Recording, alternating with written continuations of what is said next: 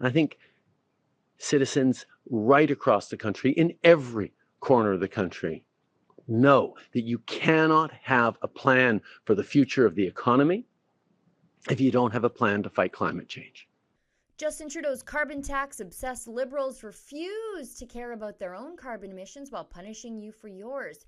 Today I'll show you through order paper documents just how little key ministers actually care about their super-duper important fight against deadly climate change. You see, according to the Liberals, it's so important they need to make everything you do more expensive.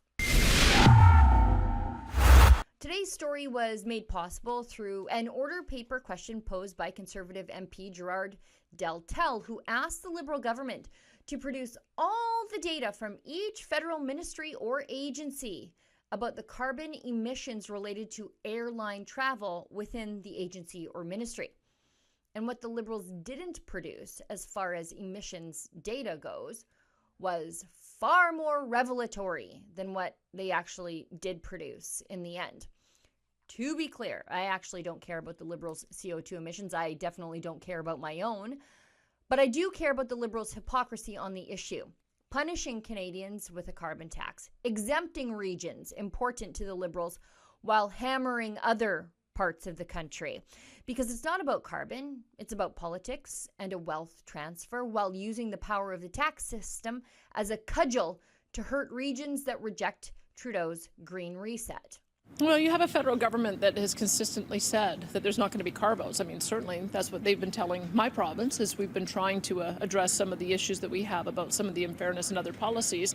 But it does seem like they're prepared to do carve-outs when it's politically expedient for them. And that's not the way that we should be running the country. I think what everybody is concerned about is that if they are setting this precedent, that it's okay to have differential policy in an area that votes for Liberals, but not have the same policy elsewhere, then what else will it apply to? So I think this is part of the reason why you saw the premiers come together on this, is that if we're going to stick together on one thing, is that we want to be treated equally, we want to be treated fairly, and we want to be treated as partners in cooperative federalism, and the federal government isn't doing that. Now back to the order paper response tabled by the Liberals.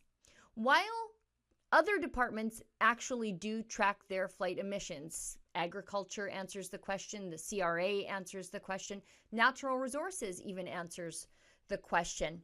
Environment Canada replied that they don't actually track their flight emissions data. It's on page 36. So, Environment Minister Stephen Guilbeault refuses to account for his own air travel emissions while wanting to carbon tax the rest of us. Speaker, so I was sitting. I'm a Liberal and a proud socialist, Mr. Speaker, but this reminds me of a certain quote from Prime Minister Harper, who talked about the fight against climate change as a socialist plot.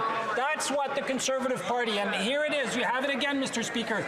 They do not believe that climate change is an issue. Similarly, Chrystia Freeland's finance department doesn't track her emissions on flights either. That's the same Chrystia Freeland who bragged last summer that she doesn't need a car when asked about the carbon tax impact on Prince Edward Island. A fact that still shocks my dad is I don't actually own a car because I live in downtown Toronto. I'm 300 meters from the nearest subway. I walk, I take the subway, I make my kids walk and ride their bikes and take the subway. It's actually healthier for our family. I can live that way. But I grew up in a small town in northern Alberta, and I got my driver's license the day I turned 16. Of course, Freeland doesn't need a personal car because the taxpayer shuttles her around in one. And it's kind of good that Freeland has a driver because when she drives herself, well, be careful on the roads, Canadians. What your reaction is to the leak about your speeding ticket, and do you have concerns about the fact that that was leaked publicly? So look, I did get a speeding ticket driving between Grand Prairie and Peace River. I was driving too fast, and I won't do it again. Now, on page 105, Justin Trudeau refuses to provide his flight emissions. I have to admit, I'm a little worried for the leader of the opposition. When he has to stoop to bringing up the separatist boogeyman to try and scare Canadians, he must be running out of material. The fact of the matter is, Mr. Speaker, Canadians are afraid of climate change. extreme weather events. They're afraid of the concerns we have about a brighter future. And what we are doing is fighting climate change every day while we build a stronger economy with greater careers, while we support Canadians every single day with the high cost of living. This is what we're delivering. He has no plan to fight climate change, no plan for the future of the economy, no plan for Canadians. On page 127, we can see that Transport Canada, that's the same ministry that wants airlines to track, report, and reduce their emissions, doesn't actually bother to track its own carbon emissions. While Justin Trudeau wants us to believe that Canadians are scared of climate change, he's showing us he's not even scared enough to know how much he is, according to him, contributing to climate change. For Rebel News, I'm Sheila Gunn-Reid.